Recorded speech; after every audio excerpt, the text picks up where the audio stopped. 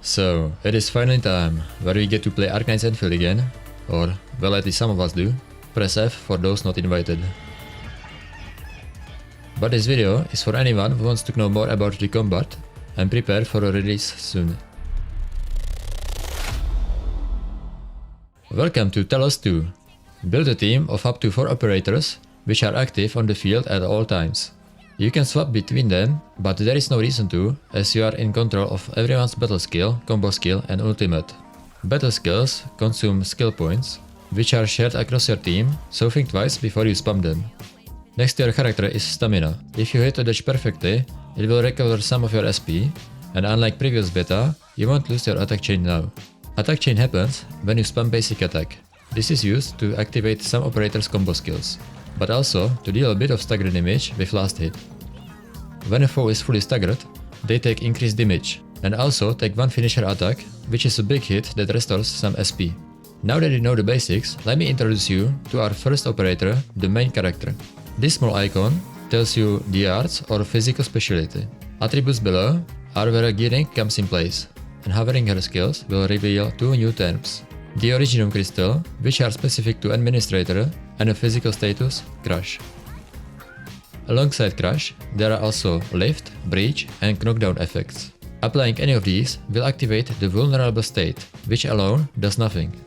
But hit the foe again with either Lift or Knockdown, and they'll take additional stagger damage and gain another stack of vulnerable status, up to 4 stacks. Using a skill with Crush consumes all these stacks and deal massive damage. But using Breach instead consumes all stacks and debuffs the enemy to take increased damage from physical attacks. Personally, I think the MC is on the weaker side, as her Original Crystals don't apply to bosses, but who is not weak is our best girl Chen. Ease follows mastery.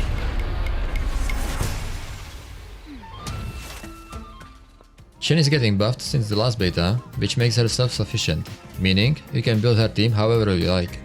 And you can build her in different styles as well. She works great as a physical sub-DPS or a single target main DPS. Chen is also your top choice for hitting that really big single attack number you can then post on Reddit. But she ain't hitting that on her own. Let me introduce who was the best support in beta 1, Xaiji. Bad news, she got Garrett and now works only as a support for cryo teams. So, let's learn about arts real quick. Arts are what you know from other media as elements. When you hover over some skills, you might notice that some apply art infliction. Using the same art again will trigger elemental damage, but also adds another stack of art infliction up to 4.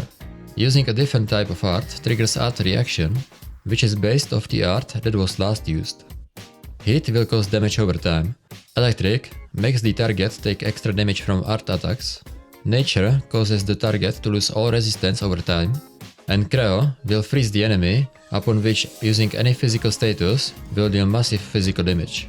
But unless they changed it, Cryo doesn't work on bosses, meaning you should build either full Cryo teams, or use Cryo effect as a starter, which then gets triggered by a different art. So, let's build a team. Yvonne is the best solo DPS, and with a good team, she can crank infinite.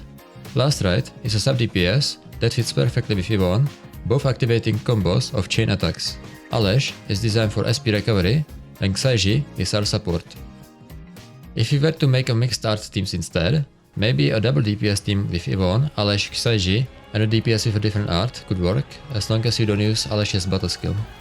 My next idea is to replace Yvonne with a second support and make Last Rite hyper carry. The possibilities feel endless, and that's what I love about this game. Now, I could go over each operator and explain how they work, and I will probably do that over the duration of this beta, but for now you should be ready to make your own teams. So I'm just gonna quickly go over some of the operators that stand out to me.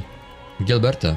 She felt essential for AoE, and I really hope they kept her as free reward, cause although the gacha system is pretty good for banner limited characters, getting a standard operator is hella RNG. Ardelia will most likely be the new universal support, which makes enemies take increased damage. Fluorite is I'm pretty sure a flavor of Listerine, but other than that, she applies 2 stacks of art infliction when paired with another nature operator. Lavatine just does not give a fuck. She applies combustion with just her skill, she pairs well with other heat and nature operators, and her ult transforms her basic attack into a weapon of mass destruction. Wolfguard had a crazy misinfo about him from people who can't read, as in Beta 1 you did not want him to be paired with other heat operators. But current changes make his skill trigger off not just combustion, but also electrification, meaning using a heat operator like Akekuri should now be viable, as another electric DPS can trigger electrification, activating Wolfguard skill. Akekuri, that I mentioned with Wolfguard, will take care of your skill point recovery. Arknight also restores SP and has some cool movement trick. Perlika does crazy high damage to staggered foes, but more importantly, she is super cute. Aviana has the highest possible burst damage. Ember is best installed for physical teams. And that is all I wanted to say for my first video on this channel. I hope you enjoyed and learned something useful. If you got any questions or wanna share theory crafting with me, feel free to do so in comments, and I hope to see you again sometime. What kind of fucking operator is this? This is a 5-star operator Dapan. Very beautiful, very powerful.